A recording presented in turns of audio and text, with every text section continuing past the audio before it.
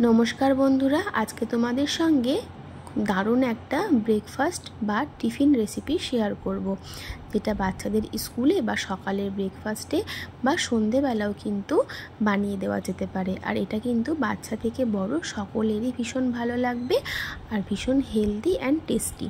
তো ভিডিওটা স্কিপ না করে প্রথম থেকে শেষ পর্যন্ত দেখার অনুরোধ রইল।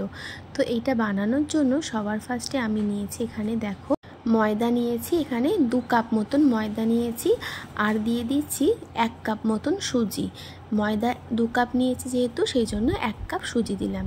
তারপর দিলাম পরিমাণ মতন নুন, দিচ্ছি একটা ডিম ফাটিয়ে দিচ্ছি।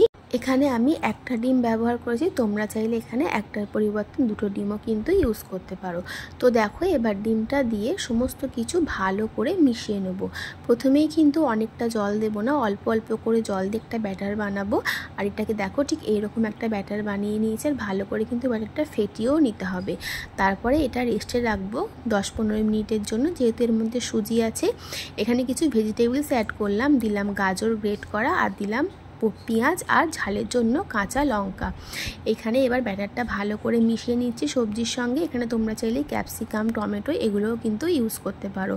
আর দেখো কিছুটা গাজর, পেঁয়াজ, লঙ্কা আমি গ্রেট করে রেখেছি। এবার ব্যাটারটা কিন্তু আমি 10-15 মিনিটের জন্য রেস্টে রেখে দিয়েছিলাম। ততক্ষণে চলো এইটা বানানোর জন্য এর পুরটা রেডি করি। তো দেখো পুর বানানোর জন্য 2টো ডিম আমি গ্রেট করে নিলাম, আর গাজর পেঁয়াজ তো আগের থেকেই গ্রেট করা ছিল। এবার এর মধ্যে দিয়ে দিচ্ছি নুন, একটু দিলাম লঙ্কার গুঁড়ো ঝালের জন্য, আর দিচ্ছি মেয়োনিজ, পরিমাণ মতন মেয়োনিজ দিয়ে দেবো। আর দেবো এর মধ্যে টমেটো সস দিয়ে ভালো করে মিশিয়ে নেব।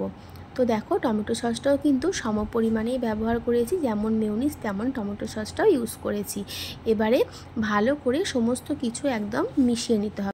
তো দেখো সব কিছুর সঙ্গে খুব ভালো করে মিশিয়ে নিয়েছি। এবার এদিকে দেখো ব্যাটারটাও আমার 15 মিনিট মতন রেস্টে ছিল, তৈরি হয়ে গেছে। এবার সামান্য একটু জল দিয়ে, খুব বেশি পাতলা কিন্তু হবে না, আবার খুব বেশি ঘনও হবে না, ঠিক এই রকম ঘনত্বের একটা ব্যাটার আমি বানিয়ে নিয়েছি। তো এবারে এগুলো বানানোর পালা। তার জন্য এখানে দেখো ননস্টিকের প্যান বসিয়ে দিয়েছি, যার মধ্যে দিলাম 2 টেবিল চামচ মতন সাদা তেল। তেলটা ভালো মতন গরম হয়ে গেলে ওই 1 হাতা ব্যাটার আমি এখান থেকে নিয়ে এর মধ্যে দিয়ে দেবো, আর হালকা হাতে একটু ছড়িয়ে দেবো। এটা কিন্তু খুব ভালোভাবে গোল হবে না, যেহেতু এর মধ্যে সবজি ব্যবহার করা রয়েছে। তো যতটা সম্ভব গোল করা যায় ঠিক ততটাই গোল করব, আর খুব বেশি পাতলা করারও কিন্তু কোনো দরকার নেই। ব্যাটারটা যখন ওপর থেকে ভালোভাবে হয়ে আসবে, দেখো হাতে কিন্তু আর লাগছে না, মানে এটা কিন্তু আর কাঁচা নেই ওপর থেকে।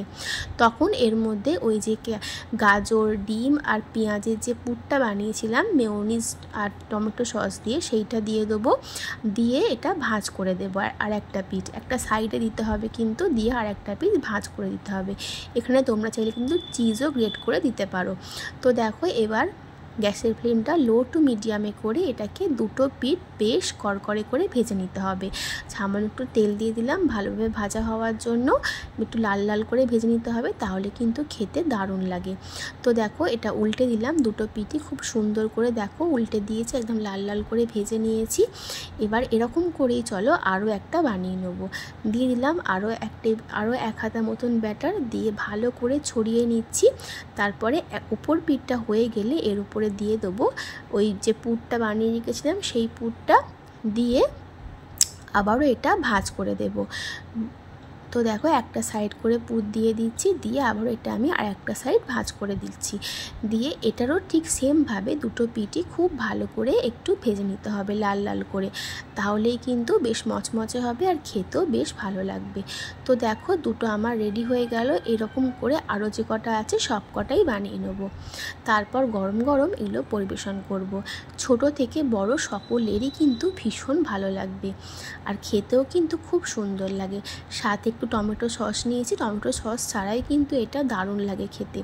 তো দেখো তৈরি হয়ে গেল বাচ্চাদের জন্য বা বড়দের জন্য হেলদি অ্যান্ড টেস্টি একটা ব্রেকফাস্ট। তোমাদের যদি ভিডিওটা ভালো লাগে অবশ্যই কিন্তু তোমরা ট্রাই করে দেখো, আর আমাকে কিন্তু কমেন্ট করে জানাতে একদম ভুলো না রেসিপিটা কেমন লেগেছে। আর চাইলে তোমরা কিন্তু এখানে একটু চিজও অ্যাড করতে পারো। তাহলে আজকের মতন আসি, সবাই খুব ভালো থেকো, সুস্থ থেকো। নতুন কোনো রেসিপির সাথে আমি আবারও হাজির হব। আর আমার রেসিপি তোমাদের ভালো লাগলে অবশ্যই কিন্তু আমার চ্যানেলটা সাবস্ক্রাইব করে দিও।